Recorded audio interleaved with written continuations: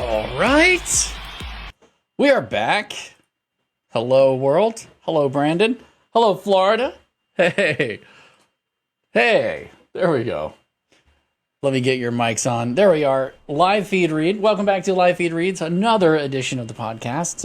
Again, we have with us Ryan Reed. It's normally Paul, but for whatever reason, Paul has been busy with this and with that, left, right, and center, and then Ryan had these ideas, and among them was to share some information, I think, today about a really cool holiday event. So, Ryan, kick it off. Yeah, well, as our friends out there know, we typically are involved with the Brandon 4th of July parade, which is always a sweaty, hot affair. So when we heard about the first annual nighttime parade of lights in December, we were thrilled that we could actually do something in the area, in the community that's fun, festive, and where we won't be drenched afterwards. Imagine that. Yep. So I wanted to invite our friend Abby on. She's helping run this parade to talk about it, give everyone out there the information to try to really spread the word and get community support to make sure it's a great event. And hopefully, if it's a success, which I know it will be, it's something that is recurring year after year that the town can look forward to. Well, I feel a little let down because as soon as we leave and move up to Tallahassee, you guys decide to start this. That's how it always goes. Abby, tell me a little bit about your organization and the impetus or the motivation behind doing this. Sure. So like Ryan said, for a long time, I don't even know how long, the 4th of July parade has been in Brandon. A group of us, we've got I'd say about 15 to 20 business owners that are a part of either the Valrico Fishhawk Chamber of Commerce or the Greater Brandon Chamber. And we got together. Some of us had this little idea, and we wanted to do something a little bit different for the community. And we wanted to see if we could make it happen. And it has escalated, and we're super excited that, like Ryan said, it's the inaugural Brandon Parade of Lights. And it's going to be Saturday, December 14th, which is That's cool. Weekend. Yeah. And it's going to be amazing. We wanted to be able to do something during the holidays because as far as I know, this area has never had a Christmas parade. And so we thought, why sweat? Let's bundle up, let's have fun, let's whatever, and be able to bring something to the community, bring the community together and have a really good time. No matter the holiday that you celebrate this time of year, we wanted it to be something fun for the whole community. So, and that, I guess, is why we call it a parade of lights, as something a bit more neutral and festive for the seasonal time. That's great. Yep. Well, give me the I'm details. Excited for the high school bands that are going to be there, kind of like the Macy's parade, if you will, marching down, playing some music. We've got four high schools that are going to be able to participate. The fifth one wasn't. They had some other obligations. So we're going to have Brandon High School, Riverview High School, Newsom, and Bloomingdale. So it's going to be, I think it's their full marching band, if not the majority of their marching band. That's going to be awesome. Going to be in it. That's going to be great. Yeah. Were there any local sporting teams involved? I love all these little teasers and little plugs. I want to know. Actually, we're going to have some of, not too many of the local rec teams and stuff because it's their off seasons right now. But we do have 3 professional sports that are going to participate. We have the Tampa Bay Rays, the Tampa Bay Lightning, as well as the Bucks. All right. Nice. Probably won't have any Lightning or Bucks players because they are playing away. But we will have their crews, their teams, The people. we'll have the excitement from those teams out there too. That's cool. That's really Then what else? cool. I know, for instance, we're in there, Jason. We have the logoed wrapped truck, and we're going to have, thankfully, our friend Sebastian Lozano. He just coincidentally sent us a picture of what he had done for his truck, covering it all with Christmas lights all the way around, running from his cigarette lighter. And so I thought, thank God, because you're doing that for us, because I didn't know where to start. So luckily, we got a friend who's going to be out there helping get our truck that's going to be epic. Lit up, so to speak. So we'll be in it as well. We'll have to get pictures of that on social media. That's going to be fantastic. That's the whole goal, is to have everyone that's in the parade have some sort of holiday lighting, whether it's traditional red and green, or it's blue and white, or it's your business colors, whatever the case. We want everybody to have. My Jeep is going to be in the parade. I'm going to be taking the 2023. How do we have the honorary mayor of East Hillsborough, Danielle Stevens, owner of Vine Vegan. She's going to be in my Jeep. Okay. So yeah, mine's going to have. Is that who the community dignitary is that I saw? Yep, we're going to have dignitaries. We're going to have several honorary mayors. We're going to have some local people from the Hillsborough County. We'll have the sheriff's office, motorcycles leading the parade. Awesome. Do we know how many? Yeah. We've just got almost 80 participants. Wow, cool. nice. Plus the high school bands, plus the sports. That's cool. We're super excited. Local business owners, schools. We got some dance teams, junior ROTCs. We've got a bunch. I mean, I think it's going to be awesome. That's awesome. But That's great. The parade route is different than 4th of July. Okay. So the staging area where we're staging is down Parsons. So from Oakfield to Lumsden is going to be closed. Sorry to anyone that uses that area, but it's going to be closed from about 3 to 6 on that Saturday. But the parade route starts at Parsons and Oakfield in front of the hospital.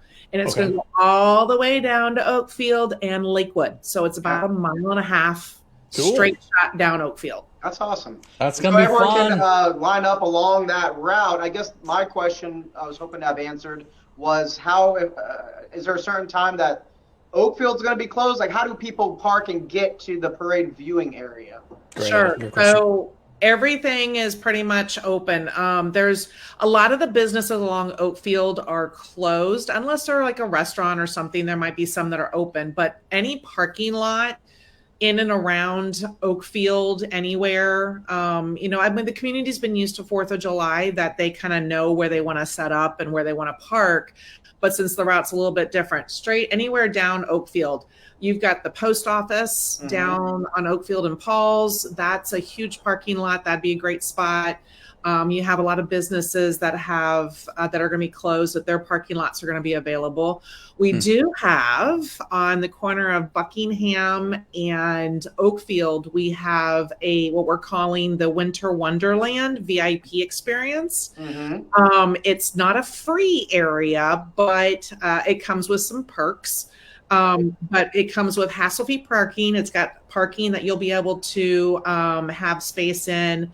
We're going to have grandstand seating. And then we're going to also have some food, some signature hot beverages, and snowy fun for families. And anybody who buys tickets to be in this section, this VIP experience, will have the opportunity to vote on the crowd favorite. Cool. And we are going to have judges. So there's going to be 3 local people in the community that are going to be judges. So each participant will be able to kind of pause in front of the judging station, which is by the grandstand. And there's, I think, like 5 different opportunities, awards to win a recognition. Very nice. And so let's say you're a bystander and you see all this happening and you didn't know. How would you tune in, or how would you follow it, or see if people are posting? Do you guys have a hashtag or something to that effect, that when everybody's posting their stuff. They're going to tag it and put it up on social media. Yeah, and we're going to have signs along the parade, but actually we're going to have little snipe signs that in the hashtag with the hashtag. It's hashtag BPOL, so Brandon Parade of Lights, BPOL 2024. Cool. All right, BPOL 2024. Got it. Very cool. Very cool. Yeah. And then are there proceeds that go to any particular... okay, go ahead. Yes, we actually, each chamber that's helping put this together, we did a Facebook Live at the beginning stage of the planning. Once we got all the approvals that we could do this, each chamber, all of the members that they have that are 501c3, they kind of got their names put into a hat if they were interested in participating, which hopefully down the road we'll have more now that they kind of recognize what's going on. Yeah. Each chamber chose out of a hat, random drawing, a charity of choice, if you will, for the parade. So we have two charities that are going to benefit. One is Raining Cats and Dogs. It's a pet shelter out in Plant City on 60. And then we also have the Angel Foundation. So those are both two amazing organizations that will definitely benefit for any of the proceeds that we bring in. That's awesome. That's absolutely awesome. Oh, very cool. It sounds very exciting. It sounds like there's going to be a lot of fun, a lot of lights. I really do hope this takes off and like continues to be a thing, because it. I think the weather is so much better. 4 marching bands. It was going to be 5. Teams, 80, well, let me tell you, entries. we have a website that has all of the information on there with the parade route, all kinds of things, all the sponsors. Give it a plug. We have, it's BrandonParadeOfLights.com. We're going to make it easy for everybody. Same thing. We're on Facebook and Instagram. Same thing, Brandon Parade of Lights. You'll be able to find us with those usernames or handles.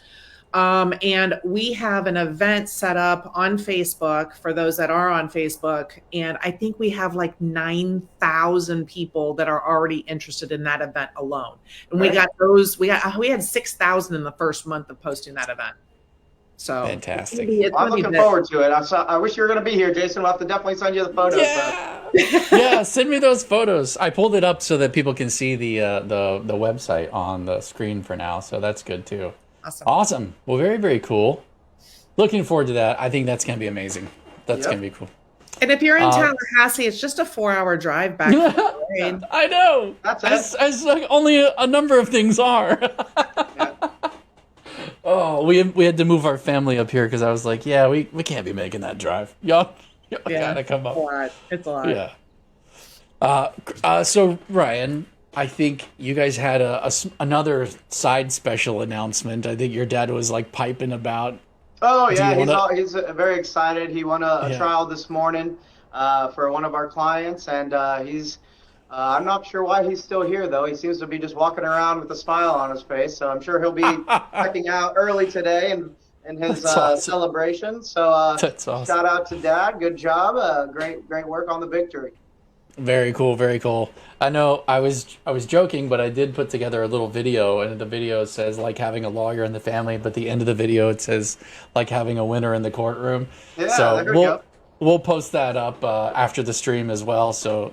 Awesome. Just to kind of show some celebration love. Is there anything else you can think of before we call it a day? I think so. Just if you can, share the link. If you don't want to share our video, that's fine. Go to the website, share that. Let's get as many people to this thing as we can to get more businesses involved next year, more charities involved next year, and just start making this sort of an event that all of Tampa really knows about and can participate in. I mean, it's only a 15-minute drive, on the crosstown from Tampa proper. So let's make this thing bigger and better year after year. Absolutely. Yeah, we want to make sure that we thank all of the sponsors. We want to thank Reed and Reed for being our title sponsor for sure, and all the volunteers, everybody that's participated in this in any way. And we look forward to having a huge crowd along the parade route. And if anybody is interested in that winter wonderland, they can go to the website or Eventbrite and purchase those tickets if they're Yeah, that would be fantastic. I did put the links in the chat, so they're in the comments as well as the hashtag. So everything should be accessible and shareable and ready to roll for anybody who is interested in sharing. It should be easy to get to. So, awesome. Thank you. well, if there's nothing else, we want to thank everybody for watching and tuning in as we usually do at Friday at 1 p.m. So if you are new visiting, I saw a couple of new faces jumping in. If you're new, come on back every Friday at 1, and you'll hear more hullabaloo. Sometimes Paul waxes a little bit of his redneck philosophy, and we talk law and laugh about things, and he makes fun of me, so it's all good. Well, Ryan, if there's nothing else, is there anything else that you want to say before we close it? No, let's all have a great weekend and get back to it. You got it. I'll take us out. Right.